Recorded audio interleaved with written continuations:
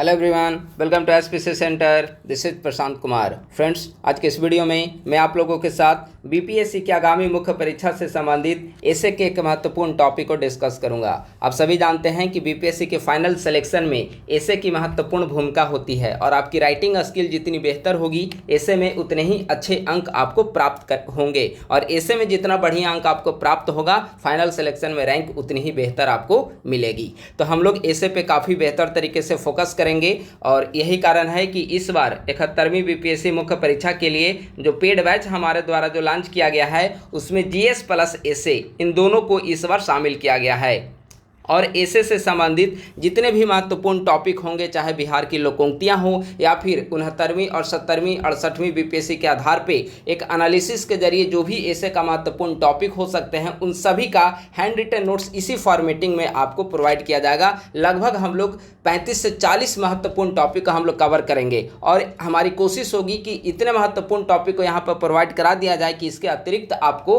कहीं से ज़्यादा मेहनत करने की आवश्यकता नहीं होगी। और प्रत्येक एसए जो है 6 से 8 पेज के बीच में हैंड रिटन फॉर्मेट में लिखा हुआ होगा और यहाँ पे जिस प्रकार हम लोग एसे को डिस्कस करेंगे उसी फॉर्मेटिंग में आपको एसे का नोट्स भी प्रोवाइड किया जाएगा। तो अगर आप लोग हमारे पेड बैच से जुड़ना चाहते हैं, 71वीं बीपीएससी मेंस की जो पेड बैच है उसका नाम दिया गया है बीपार्ड एक्सप्रेस। अगर आप लोग उससे जुड़ना चाहते हैं, जीएस एसे का नोट्स आप लोग परचेज करना चाहते हैं, मॉडल आंसर फॉर्मेटिंग में मिलेगा। एसे का नोट्स बेहतर स्तर पे लिखा होगा जिसमें 6 से 8 पेज का एक एक एसे होगा। अगर आप लोग जुड़ना चाहते हैं पेड बैच से तो 8375934036 पे कॉल या मैसेज करके आप लोग संपर्क कर सकते हैं। एक और नंबर है 9870564701। दो में से किसी भी नंबर पे कॉल या मैसेज करके आप लोग हमारे 71वीं बीपीएससी मुख्य परीक्षा का पेड बैच बीपार्ड एक्सप्रेस के बारे में आप लोग विशेष जानकारी प्राप्त कर सकते हैं। तो आइए अब हम लोग इसका डिस्कशन प्रारंभ करते हैं। काफ़ी महत्वपूर्ण एसे है और एसे का आज का हमारा टॉपिक होगा जलवायु परिवर्तन, मानवीय हस्तक्षेप एवं प्रकृति पर इसके प्रभाव। जब हम लोग एसे को डिस्कस करेंगे तो इस बात का भी हम लोग ख्याल रखेंगे। देखिए, एसे में आपके बेहतर अंक कैसे प्राप्त होंगे जब एसे में आपकी लोकोक्तियाँ अच्छे संख्या में लिखे हुए हों, ठीक है, कुछ महत्वपूर्ण रिपोर्ट डेटा का यूज किया हुआ हो, कुछ महत्वपूर्ण कविता वगैरह का यूज किया हुआ हो, कुछ शायरी वगैरह का यूज किया हुआ हो, तो एसे जो है काफ़ी अच्छा एक इंटरेस्टिंग पढ़ने में रोचक हो जाता है। और ऐसी स्थिति में एग्जामिनर जो कॉपी चेक करने वाले होते हैं उनका फ्लो जो है लगातार बना होता है एसे के पढ़ने के दौरान और आपको बेहतर अंक प्राप्त होते हैं। तो हम लोग इसके जरिए यह भी समझने का प्रयास करेंगे कि ऐसे राइटिंग के दौरान किस प्रकार से जगह जगह पर आपको कविता, लोकोक्ति, कुछ डेटा आदि का प्रयोग करते हुए आपको ऐसे को कंप्लीट करना है। तो हमारा टॉपिक है जलवायु परिवर्तन, मानवीय हस्तक्षेप एवं प्रकृति पर इसके प्रभाव, ठीक है। इसी से मिलता जुलता 70वीं बीपीएससी मुख्य परीक्षा में एक ऐसे भी पूछा गया है, ठीक है। तो हम लोग समझेंगे जलवायु परिवर्तन, मानवीय हस्तक्षेप और प्रकृति पर इसका क्या प्रभाव पड़ रहा है। आज का हमारा यह टॉपिक है। इसका पीडीएफ उसी पेड ग्रुप में आपको शाम तक प्रोवाइड करा दिया जाएगा। हम लोग शुरुआत कर रहे हैं। वक्त के साथ बदलने का तो पता नहीं, पर वक्त के साथ संभलना शायद ज़्यादा जरूरी है, ठीक है। यह एसे की शुरुआत है और क्लाइमेट चेंज से संबंधित अगर कोई टॉपिक आए तो यह जो स्टार्टिंग लाइन है काफ़ी इम्पॉर्टेंट है और आप इसके जरिए अपने एसे राइटिंग की शुरुआत कर सकते हैं।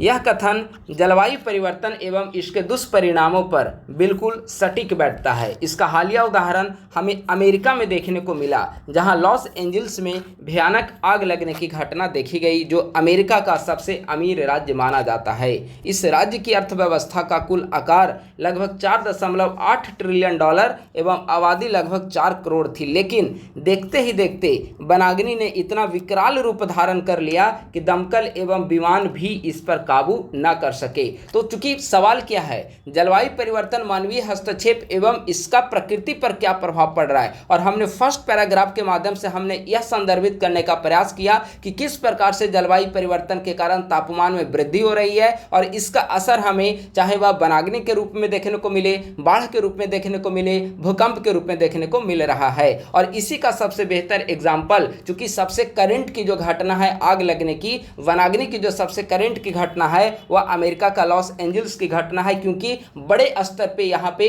वनाग्नि की स्थिति देखने को मिली। और क्लाइमेट चेंज से संबंधित कोई अगर प्रश्न पूछे जाते हैं ऐसे के लिए तो इससे बढ़िया शुरुआत आपकी नहीं हो सकती है। ठीक है, तो यहाँ पर हमने लॉस एंजल्स में आग लगने की घटना को संदर्भित किया कि भले ही अमेरिका का सबसे अमीर राज्य यह माना जाता है, लेकिन क्लाइमेट चेंज पर कोई भी काबू नहीं पा सकता है। और यही कारण है कि सबसे अमीर राज्य होने के बावजूद, इसके पास $5 ट्रिलियन की अर्थव्यवस्था होने के बावजूद वनाग्नि ने इतना विकराल रूप धारण कर लिया कि जितने भी यंत्र तंत्र और संसाधन थे उसके पीछे लगा दिया गया। इसके बावजूद हम उस पर काबू ना कर सके और वहां पर करोड़ों अरबों खरबों की वहां उसे नुकसान का सामना करना पड़ा। तो यह हो गया इसकी एक शुरुआत।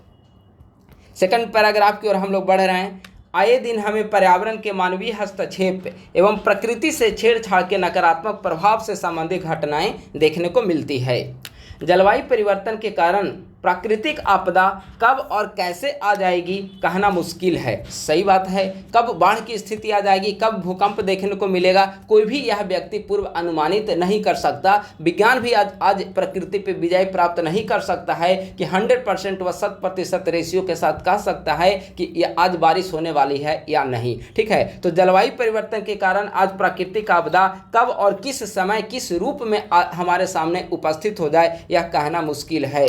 प्रकृति के साथ खिलवाड़ हम कभी भूकंप के रूप में, कभी नदियों के बाढ़ के रूप में, तो कभी वैश्विक ताप के रूप में हमें देखने को मिलती है। विश्व भर में जलवायु परिवर्तन का विषय सर्वविदित है। अभी हम लोग एक डिस्कस कर रहे थे जलवायु परिवर्तन का प्रभाव। ठीक है, लेकिन अगर आप देखेंगे तो क्लाइमेट चेंज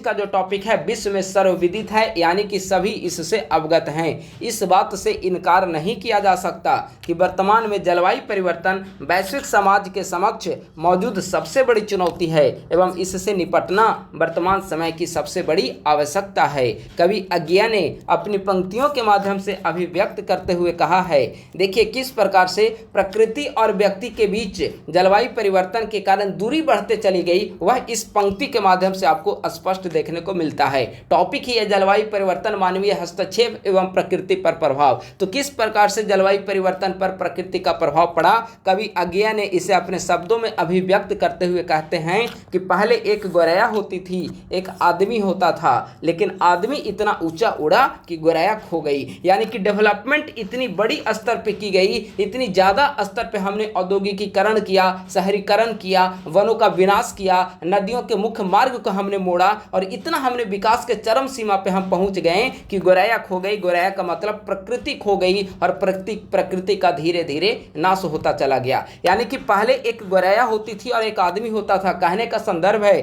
कि पहले प्रकृति और मानव दोनों साथ साथ होते थे, लेकिन मानव इतना ऊंचा विकास कर गया कि प्रकृति का अस्तित्व भी धीरे धीरे समाप्त होने लगा। तो आपको लिखने का राइटिंग स्किल इस तरह की होनी चाहिए। देखिए कितना मस्त पैराग्राफ लिखा हुआ है कि इस बात से हम इनकार बिल्कुल नहीं कर सकते कि वर्तमान में जलवायु परिवर्तन वैश्विक समाज के समक्ष सबसे बड़ी चुनौती है। इस बात से कोई भी इनकार नहीं कर सकता और यह भी हकीकत है कि इससे निपटना वर्तमान समय की सबसे बड़ी आवश्यकता है, क्योंकि हम जलवायु परिवर्तन से जूझ रहे हैं। बड़े बुजुर्गों के सामने आप देखें उनके चिड़चिड़ापन की स्थिति उत्पन्न हो रही है। शहरों में आप अगर लंबे समय तक बड़े बड़े सिटीज इंडस्ट्री के आसपास अगर आप रह जाएंगे तो वाहनों के हॉर्न वगैरह से स्थिति काफ़ी ज़्यादा बिगड़ जाती है। गर्भवती महिलाओं की स्थिति पर नकारात्मक असर पड़ता है। बच्चों में चिड़चिड़ापन का जो स्वभाव देखने को मिल रहा है, यही जलवायु परिवर्तन बढ़ती आबादी का दुष्परिणाम है। ठीक है, तो कवि अज्ञा ने अपने शब्दों के माध्यम से प्रकृति और मानव के बीच जो अलगाव पैदा हो रहा है विकासात्मक गतिविधियों के कारण, उसे यहाँ पर संदर्भित करने का प्रयास किया है। अब अगले पैराग्राफ की ओर हम लोग आ रहे हैं।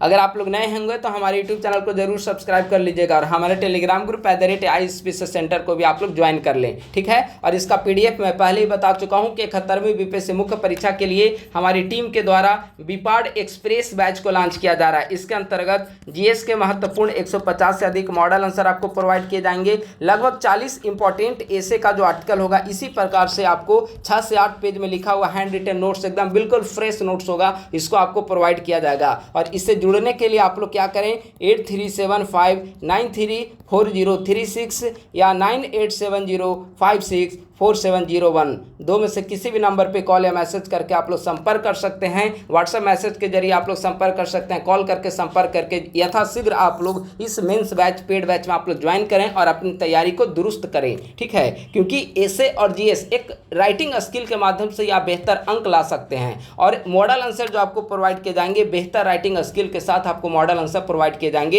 एसे का एक नमूना आप लोग यहाँ पर देख लीजिए। कई सारे जीएस का मॉडल आंसर आपको यूट्यूब चैनल पर डिस्कस किया गया है, उसके आधार पे आप एनालिसिस करके हमारे बैच से शीघ्र आप लोग जुड़े। चलिए, वे बचपन के वक्त भी क्या दिन थे जब हमें चारों तरफ हरियाली ही हरियाली दिखाई देती थी। यानी कि जब बचपन के समय आप खुद ही याद करिए कि 20 साल 25 साल पहले अगर आपकी उम्र अगर 25 साल भी उम्र हो रही होगी तो जो बचपन का आपके दिन थे कितनी हरियाली चारों तरफ देखने को मिलती थी। लेकिन आज देखेंगे कि जो खेती करने वाले जो गृहस्थी जमीन थे उस पर भी आज मकान बनाकर लोग रहने को मजबूर हो रहे हैं। क्यों? क्योंकि आबादी बढ़ रही है और आबादी बढ़ने के कारण रहने के लिए उनको आवास चाहिए और खेती के जो जमीन है वो कमते जा रहे हैं और आवासीय क्षेत्र में वृद्धि होती चली जा रही है। तो वे बचपन के वक्त भी क्या दिन थे जब हमें चारों तरफ हरियाली ही हरियाली दिखाई देती थी। खेत खलिहान बिल्कुल हरे भरे दिखाई देते थे, बाग बगीचे में हमें समय व्यतीत करने का मन करता था। लेकिन आज आधुनिकीकरण की दौड़ में सभी इतने अंधे हो चुके हैं कि प्रकृति को भी किसी ने नहीं बख्शा। आज प्रकृति के जंगल का स्थान कंक्रीट के जंगल ने ले लिया है। और आप शहरी क्षेत्र में जाइए तो शहरी क्षेत्र की स्थिति जो है यही शब्द को अभिव्यक्त करती है। शहर में क्या है कि कंक्रीट का जंगल, चारों तरफ आपको कंक्रीट ही कंक्रीट, मकान, आवासीय क्षेत्र आपको देखने को मिलेंगे। तो बचपन के दिन से आप आज की स्थिति को संदर्भित करें, आज की स्थिति को आप तुलना करें तो बचपन के समय में 20 से 25 साल पहले आप चले जाएंगे तो प्राकृतिक क्षेत्र हमें ज़्यादा देखने को मिलते थे। प्राकृतिक जंतुओं से हमारा काफ़ी लगाव होता था, चारों तरफ हरियाली दिखाई पड़ती थी, चारों तरफ वृक्ष का अंबार लगा होता था। लेकिन आज वनों को काटकर वहाँ से रोड को बनाया जा रहा है, नदियों में के मार्ग में परिवर्तित का डैम का निर्माण किया जा रहा है, आवासीय क्षेत्र का विकास किया जा रहा है और इन सब का हमारे जलवायु परिवर्तन पर असर पड़ रहा है। और यही कारण है कि विभिन्न प्रकार की प्राकृतिक आपदाएं समय के विपरीत जो है हमें देखने सुनने को मिलती है। तो आज जो पहले प्रकृति का जंगल हमें चारों तरफ देखने को मिलता था और आज प्रकृति के जंगल का स्थान ले लिया कंक्रीट के जंगल ने। चारों तरफ सीमेंट ही सीमेंट से बना हुआ स्टेडियम हो, घर हो या फिर रहने के लिए आवासीय क्षेत्र हो, ऑफिस हो, कार्यालय हो, सड़क हो, ठीक है, पुल हो, तो इन सभी का निर्माण जो है कंक्रीट के जंगल के द्वारा ही किया जा रहा है। तो यह जो है आपकी प्राकृतिक स्थिति को संदर्भित कर रहा है। जलवायु परिवर्तन में मानवीय हस्तक्षेप की मुख्य भूमिका रही है। जलवायु परिवर्तन, चूंकि सवाल ही यही है, जलवायु परिवर्तन में मानवीय हस्तक्षेप की मुख्य भूमिका रही है। पृथ्वी का अध्ययन करने वाले वैज्ञानिक बताते हैं कि पृथ्वी का तापमान बीते 100 वर्षों में 1 डिग्री फ़ारेनहाइट तक बढ़ गया है। विश्व मौसम विज्ञान संगठन WMO की रिपोर्ट के अनुसार वर्ष 2024 अभी तक का सबसे गर्म वर्ष रहा है। ताप वृद्धि के कारण खेत बंजर होते जा रहे हैं, कृषि उत्पादकता कम होती जा रही है, समुद्रों में जैव विविधता का ह्रास हो रहा है तथा शहरी बाढ़ की समस्या देखने को मिल रही है। आप देखेंगे कि जलवायु परिवर्तन में परिवर्तन क्यों देखने को मिल रहा है, तो जलवायु में परिवर्तन देखने को मिल रहा है क्योंकि मानव का ज़्यादा उसमें हस्तक्षेप बढ़ गया है। मानव का हस्तक्षेप क्यों बढ़ गया है? क्योंकि आबादी वृद्धि हो रही है। आबादी जब बढ़ेगी तो इनको चलने के लिए वाहन की आवश्यकता होगी, रहने के लिए आवास की आवश्यकता होगी, खाने पीने के लिए ज़्यादा खाद्यान्न उत्पादन की आवश्यकता होगी और इसके कारण हम क्या प्रकृति के साथ छेड़छाड़ करेंगे और इसका नकारात्मक प्रभाव जलवायु पर भी, प्रकृति पर भी देखने को मिलेगा और हम सभी मानव जीवन पर भी देखने को मिलेगा। और यही कारण है कि विभिन्न सारी रिपोर्ट के आधार पे हम देख रहे हैं कि तापमान में इतनी वृद्धि हो गई है कि 2024 जो है विगत कई वर्षों में अभी तक का सर्वाधिक गर्म वर्ष रहा है, वर्ष 2024। ठीक है, तापमान जब बढ़ेगा तो स्वाभाविक सी बात है कि खेत जो है वह बंजर होते चले जाएंगे, उत्पादकता में कमी होती चली जाएगी और जब उत्पादकता में कमी होगी तो उसके लिए हम रासायनिक उर्वरक का प्रयोग करेंगे। जब रासायनिक उर्वरक का प्रयोग करेंगे तो खेत की मृदा की उर्वरा शक्ति में ह्रास ह्रास होता चला जाएगा और प्रकृति का क्षय होता चला जाएगा। ठीक है, समुद्रों में जैव विविधता का नाश हो रहा है, क्योंकि समुद्र में आप देखेंगे कल कारखाना का पानी वहाँ पे जा रहा है। समुद्र, उनकी जो समुद्रिक जो जीव जंतु हैं उनको रहने के लिए अनुकूल वहाँ पे वातावरण नहीं मिल पा रहा है, तो जैव विविधता का ह्रास होता चला जा रहा है। शहरी बाढ़ की समस्या देखने को मिल रही है। 3-4 साल पहले पटना की स्थिति भी कुछ ऐसी ही हो गई थी, मेरे ख्याल से 2021-22 के आसपास का समय है। ठीक है, चेन्नई में अभी हाल ही में आपने सुना था, चेन्नई में शहरी बाढ़ के कारण किस प्रकार से भागम भाग की स्थिति देखने को मिली थी। तो ये सभी जलवायु परिवर्तन में मानवीय हस्तक्षेप का ही परिणाम है। अब यहाँ पे एक फिर कोटेशन हम लोग यूज कर रहे हैं, समय समय पर आपको इसको यूज करना पड़ेगा ताकि पढ़ने में इंटरेस्टिंग लगे। जब एग्जामिनर आपके आंसर को पढ़े तो एक रोचक फील हो। ठीक है, क्या है यहाँ पे कविता के रूप में, धूप का जंगल नंगे पांव एक बंजारा करता क्या, रेत के दरिया रेत के झरने प्यास का मारा करता क्या, बादल बादल आग लगी थी छाया तर से छाया को, पत्ता पत्ता सूख चुका था पेड़ बेचारा करता क्या। जलवायु परिवर्तन पर कितना बेहतर सेंटेंस यहाँ पर लिखा हुआ है। धूप का जंगल नंगे पांव एक बंजारा करता क्या, रेत के दरिया रेत के झरने प्यास का मारा करता क्या, बादल बादल आग लगी थी छाया तर से छाया को, पत्ता पत्ता सूख चुका था पेड़ बेचारा करता क्या। ठीक है, तो इस प्रकार से आपको समय समय पर जगह जगह आपको लोकोक्तियाँ का, कविता का, शायरी का प्रयोग आपको करना पड़ेगा। अभी कुछ दिन पहले की ही बात है, देखिए इस प्रकार के सेंटेंस यूज करेंगे तो ऐसा लगेगा एग्जामिनर का कि एकदम जो बातचीत वाली भाषा होती है उस रूप में ऐसे लिखा हुआ है, और पढ़ने में काफ़ी मन खुश होगा जब एग्जामिनर इस तरह का ऐसे पढ़ेंगे। अभी कुछ दिन पहले की ही बात है जब दक्षिण अफ्रीका का शहर केप टाउन को शून्य वाटर सिटी घोषित कर दिया गया था। चेन्नई में शहरी बाढ़ के कारण उत्पन्न अफरा तफरी को कौन भूल पाया होगा। आज हमें बेमौसम बारिश की स्थिति देखने को मिलती है। सर्दी के मौसम में गर्मी का एहसास और गर्मी के समाप्त होने से पूर्व ही वर्षा ऋतु का आगमन, यह प्रकृति के साथ छेड़छाड़ का दुष्परिणाम नहीं तो क्या है। सही बात है, आप देखेंगे कि बेमौसम बारिश आजकल होने लगती है। सर्दी के मौसम में गर्मी का एहसास होने लगेगा, कभी सर्दी कम पड़ेगी, ठीक है, कभी समय से पहले वर्षा ऋतु का आगमन हो जाएगा, कभी वर्षा ऋतु में बारिश कम होगी। तो ये सभी जलवायु परिवर्तन के कारण ही हो रहा है, और जलवायु परिवर्तन का दुष्परिणाम जो है मानवीय हस्तक्षेप के कारण देखने को मिल रहा है, और यह प्रकृति के साथ छेड़छाड़ का ही दुष्परिणाम है। अंतर्राष्ट्रीय संस्था FAO के अनुसार, यहाँ पर्याप्त रिपोर्ट को भी इसमें जगह दी गई है। अंतर्राष्ट्रीय संस्था FAO के अनुसार जलवायु परिवर्तन के कारण खाद्यान्न उत्पादकता में गिरावट देखने को मिल रही है। गेहूं, चावल तथा विभिन्न खाद्य वस्तुओं के उत्पादन में 1.2% से 7.6% तक की गिरावट देखने को मिल रही है। यह FAO का रिपोर्ट है।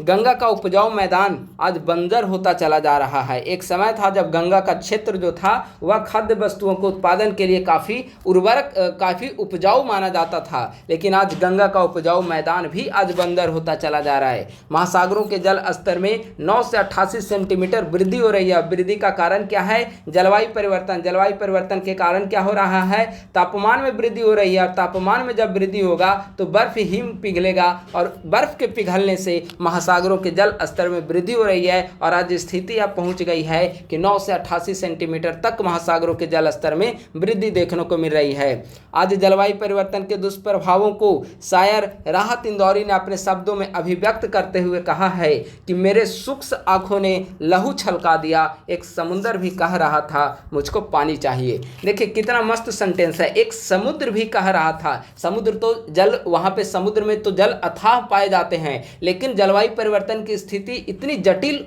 रूप उत्पन्न कर दी गई है कि समुद्र को भी कहना पड़ रहा है कि मुझको पानी चाहिए। यानी कि समुद्र जहां की जल का विशाल भंडार देखने को मिलता है, आप इसकी छोर को नग्न आंखों से आप नहीं देख सकते, उस समुद्र को भी कहना पड़ रहा है जलवायु परिवर्तन के कारण कि मुझको पानी चाहिए। तो यह जो सेंटेंस है कि मेरे शुष्क आंखों ने लहू छलका दिया, एक समुद्र भी कह रहा था कि मुझको पानी चाहिए, यह जो सेंटेंस है वह जलवायु परिवर्तन की जो मानवीय व्यथा है उसको यहाँ पर प्रदर्शित कर रहा है। इसी प्रकार से आपको ऐसे के दौरान विभिन्न शायरी, कविता आदि का यूज करना है। आज विकसित देश हो या विकासशील, सभी औद्योगिकरण एवं शहरीकरण के पीछे भाग रहे हैं। कोई भी देश हो, विकसित देश जितना विकास कर चुके हैं वे सोचते हैं कि और विकास करें। विकासशील देश अभी तो विकास के फेज में आगे बढ़ रहे हैं, तो सभी देश औद्योगिकरण शहरीकरण के पीछे भाग रहे हैं और वनों का अंधाधुंध नाश किया जा रहा है उनके द्वारा। शहरीकरण के नाम पर वनों की अंधाधुंध कटाई की जा रही है। जो हरित क्षेत्र थे उनको नष्ट किया जा रहा है। पर्वतों व पहाड़ों को काटकर राजमार्ग, रेलमार्ग, सुरंग आदि का निर्माण किया जा रहा है। पहाड़ों के ऊपर मानवीय बस्ती को बसाया जा रहा है और इसका परिणाम हमें भूस्खलन के रूप में अभी केरल के वायनाड जिले में मुश्किल से 6 महीने 1 साल पहले की बात है, केरल के वायनाड क्षेत्र में इतने विशाल भूस्खलन की स्थिति देखने को मिली कि लगभग हजारों लोग उसमें काल के ग्रास में समा गए और उनकी असामयिक मृत्यु हो गई। तो इसका परिणाम हमें भूस्खलन के रूप में देखने को मिल रही है। मानव पशु संघर्ष केरल में आम बात है, मानव पशु संघर्ष आदि के रूप में इसका हमें दुष्परिणाम देखने को मिल रहा है। चाहे उत्तराखंड का उदाहरण हम आपके सामने रखें या हिमाचल प्रदेश का उदाहरण आपके सामने रखें, इन पर्वतीय नगरों में आए दिन हमें प्राकृतिक दुर्घटना से संबंधित घटनाएं सुनने को मिलती है और इसका कारण सिर्फ यही है कि इन्होंने अपना विकास प्रकृति को नष्ट करने की शर्त पर किया है। प्रकृति को इन्होंने नष्ट कर दिया, नदी के मार्ग को परिवर्तित कर दिया। जिस पर्वत पर वृक्षों का अंबार लगा होना चाहिए वहां पर घरों का अंबार खड़ा कर दिया गया है, वहां पर औद्योगिकरण की स्थिति उत्पन्न कर दी गई है और बड़े बड़े प्रोजेक्ट जो है चलाए जा रहे हैं विभिन्न औद्योगिक घरानों के द्वारा। तो अगर हम प्रकृति के साथ छेड़छाड़ करेंगे तो प्रकृति इसका प्रतिरोध करेगी और उसी प्रतिरोध का नतीजा है भूस्खलन, बाढ़, भूकंप और सूखा की स्थिति। केरल में मानव पशु संघर्ष आज आम बात हो गई है। अगर मनुष्यों के द्वारा प्राकृतिक जीव जंतुओं के आवास को नष्ट किया जाएगा तो इसकी हमें प्रतिक्रिया भी देखने को मिलेगी। चाहे हाथी हो, बाघ हो, चीता हो, तेंदुआ हो, नील गाय या हिरन आदि आवासीय क्षेत्रों में अक्सर विचरण करते पाए गए हैं। अगर हम प्रकृति को नष्ट करेंगे, हम वनों को नष्ट करके वनों पर हम आवास घर बनाएंगे तो जो वन में रहने वाले जीव जंतु हैं वे कहाँ जाएंगे? तो वे मानव की जो आवासीय क्षेत्र है उस तरफ वे प्रस्थान करेंगे। और इसी के लिए आप देखेंगे कि आज आवासीय क्षेत्रों में हर जगह तेंदुआ की समस्या हो या फिर नीलगाय, हिरन आदि की समस्या आपको देखने को मिलती है। तेंदुआ, चीता, नीलगाय, हिरन ये सब आज कॉमन हो गया है कि आवासीय क्षेत्रों में ये चले आ रहे हैं और हाथी केरल जैसे क्षेत्रों में आपको सुनने को मिलता है। संयुक्त राष्ट्र की रिपोर्ट के अनुसार समस्त विश्व 8 करोड़ की आबादी को आज पार कर चुका है तथा 2050 तक वैश्विक आबादी बढ़कर 9.7 करोड़ तक होने की संभावना है। देखिए यह यूएन की रिपोर्ट है। ऐसे कई रिपोर्ट आपको इस ऐसे में आपको मिल चुके होंगे अभी तक। तो रिपोर्ट हो, ऐसे हो, सभी रिपोर्ट हो, लोकोक्ति हो, कविता हो, सभी का भरपूर प्रयोग आपको जो नोट्स मिलेगा उसमें किया हुआ रहेगा। तो यूएन की रिपोर्ट के अनुसार अभी हम 8 करोड़ की आबादी को पार कर चुके हैं और 2025-50 तक होते होते लगभग 10 करोड़ आबादी जो है पूरे विश्व की हो चुकी होगी। अब जब आबादी बढ़ेगी तो इसको रहने के लिए आवास चाहिए, इसको यूज करने के लिए व्हीकल्स की आवश्यकता होगी, खाने के लिए खाद्यान्न उत्पादन की आवश्यकता होगी। अतः बढ़ती आबादी की खाद्यान्न आवश्यकताओं की पूर्ति हेतु खाद्यान्न उत्पादन में प्राकृतिक उर्वरता के बजाय रासायनिक उर्वरक का प्रयोग किया जा रहा है। वाहनों की संख्या में लगातार वृद्धि हो रही है। इससे निकलने वाले विषैले गैस स्वास्थ्य पर नकारात्मक प्रभाव डाल रहे हैं। बुजुर्गों, बच्चों तथा गर्भवती महिलाओं पर इसका नकारात्मक प्रभाव परिलक्षित हो रहा है। और देखेंगे बच्चों में चिड़चिड़ेपन का स्वभाव, उनमें अकेलेपन का स्वभाव आज जो हो रहा है वह कहीं ना कहीं प्रकृति के साथ छेड़छाड़ का ही नतीजा है। हम प्रकृति से दूर होते चले जा रहे हैं और मानव की जो आज स्थिति है वह उपभोक्तावादी संस्कृति के कारण एकल परिवार की स्थिति हो गई है और एकल परिवार में बड़े बुजुर्ग कम रहते हैं और इसके कारण बच्चों में अकेलेपन की स्थिति से जूझना पड़ रहा है, अवसाद की स्थिति से जूझना पड़ रहा है। यही कारण है कि इससे उत्पन्न चुनौतियों से निपटने के लिए हर स्तर पर प्रयास जारी है। भारत सरकार के द्वारा चूँकि अब मेन चीज़ें जो है हमने डिस्कस कर लिया है, अब इससे निपटने के उपाय भी आपको बताना पड़ेगा कि सरकार क्या काम कर रही है जलवायु परिवर्तन से निपटने के लिए और आगे क्या करना चाहिए। इन सभी चीज़ों को आपको वहाँ पर डिस्कस करना होगा। यही कारण है कि इससे निपटने के लिए हर स्तर पर प्रयास जारी है। भारत सरकार के द्वारा अंतर्राष्ट्रीय सौर गठबंधन, कुसुम योजना, PM Suryoday Yojana, mission life, international big cat alliance, E vehicle पर जोर, एक पेड़ माँ के नाम अभियान आदि के जरिए संतुलित विकास पर जोर दिया जा रहा है। भारत सरकार के सभी महत्वपूर्ण हमने स्कीम लिख दिया। सबसे लेटेस्ट जो है एक पेड़ माँ के नाम। इसके अलावा नवीकरणीय ऊर्जा पर ध्यान सरकार के द्वारा कई सारे प्रोजेक्ट लॉन्च किए गए हैं, तो हर किसी को आप यहाँ पे नहीं लिख सकते। सूर्य घर मुफ्त बिजली योजना हो गया, उज्ज्वला योजना हो गया, ठीक है। कई सारे बिहार सरकार का आप देखेंगे नीचे मछली ऊपर बिजली योजना हो गया, या फिर फ्लोटिंग सोलर प्लांट बिहार सरकार के द्वारा स्थापित किया जा रहा है। तो कई सारे स्कीम लिए इनिशिएटिव लिए जा रहे हैं, तो हर स्कीम को आप वहाँ पे मेंशन नहीं कर पाएंगे, उसकी एक सीमा होती है। तो कुछ महत्वपूर्ण स्कीम को हमने यहाँ पर मेंशन कर दिया कि इसके जरिए भारत सरकार संतुलित विकास पर जोर दे रही है।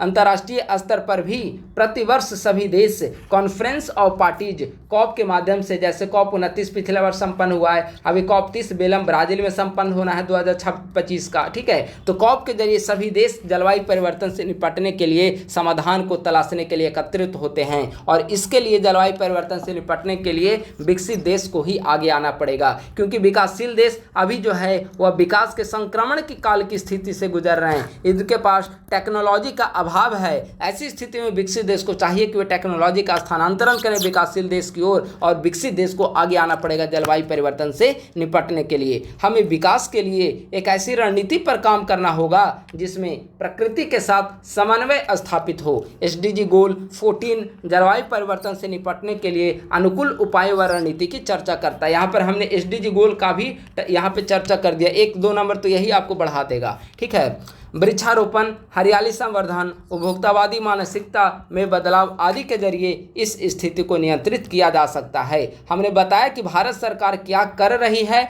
और फिर हमने यह भी बताया कि किस प्रकार से इस पर नियंत्रित पाया जा सकता है। महात्मा गांधी ने ठीक ही कहा है कि प्रकृति हमारी जरूरतों की तो पूर्ति कर सकता है, परंतु हमारे लालच की पूर्ति नहीं कर सकता। हमारी लालच इतनी अधिक है, अगर हम साइकिल खरीद लिए तो मोटरसाइकिल खरीदने की इच्छा होती है, अगर हमने मोटरसाइकिल खरीद लिया तो कार खरीदने की इच्छा होती है, जब कार हमने खरीद लिया तो इच्छा होती है कि लग्जरियस कार में हम ट्रैवल करें, हमारे पास BMW मर्सिडीज जैसी गाड़ियां हों। यानी कि मानव की इच्छाएं अनंत है, और इस मानव की इच्छा जब अनंत सीमा पर पहुंच जाएगी तो उसे इच्छा नहीं बल्कि लालच का नाम दिया जाएगा। यह लालच ही तो है कि एक चीज की पूर्ति करने के बाद हम दूसरे चीज के पीछे भागने लगते हैं, और इसी कारण महात्मा गांधी ने इसी उपभोक्तावादी मानसिकता पर टिप्पणी करते हुए कहा था कि प्रकृति हमारी ज़रूरतों की तो पूर्ति कर सकता है, परंतु हमारे लालच की पूर्ति नहीं कर सकता है। मनुष्य को प्रकृति की सुरक्षा करना आवश्यक है, अन्यथा भविष्य में अपनी ज़रूरतों को भी पूरा करने में मनुष्य असमर्थ होगा, और प्रकृति के अस्तित्व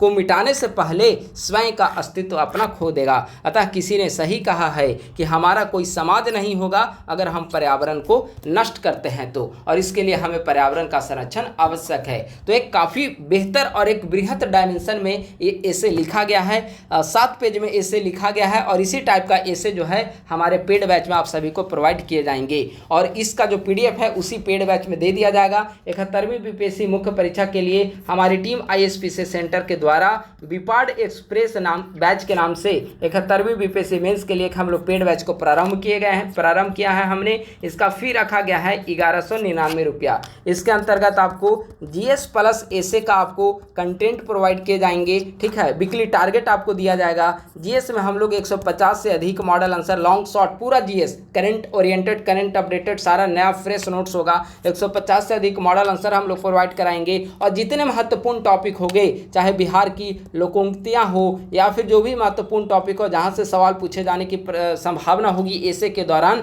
उन सभी टॉपिक का ऐसे जो है इसी प्रकार से आपको 6 से 8 पेज में हैंड रिटन फॉर्मेटिंग में लिखा हुआ नोट्स आपको प्रोवाइड किया जाएगा, जो कि BPSC की 71वीं मुख्य परीक्षा पास करने के लिए एक पर्याप्त कंटेंट होंगे, और इसे हम लोग प्रोवाइड करा रहे हैं। तो आप लोग इससे जुड़े। हम लोग यहाँ पर वीकली टारगेट के माध्यम से पूरी सिलेबस को नवंबर तक हम लोग पूरी सिलेबस को समाप्त कर चुके होंगे। इस बैच में आपको अगर आप लोग जुड़ने के लिए इच्छुक हैं तो इस बैच में जुड़ने के लिए 8375934036 या 987056 4701। दो में से किसी भी नंबर पे कॉल या मैसेज करके आप लोग संपर्क कर सकते हैं, या दोनों नंबर गूगल पे, फ़ोन पे, पेटीएम पे अवेलेबल है। और 1199 रुपये का पेमेंट जो है दो में से किसी भी नंबर पे आप लोग पेमेंट करके, दोनों नंबर व्हाट्सएप पे भी है, पेमेंट का स्क्रीनशॉट व्हाट्सएप पे आप लोग सेंड कर दें, आपको पेड ग्रुप में जोड़ दिया जाएगा और सारे जो चीज़ें हैं वह व्यवस्थित रूप से 71वीं बीपीएससी मुख्य परीक्षा के रूप में यहाँ पर आपको प्रोवाइड किए जाएंगे। तो इस प्रकार से आज हम लोग ऐसे का डिस्कशन कंप्लीट किए हैं। काफ़ी महत्वपूर्ण ऐसे है जलवायु परिवर्तन, चूँकि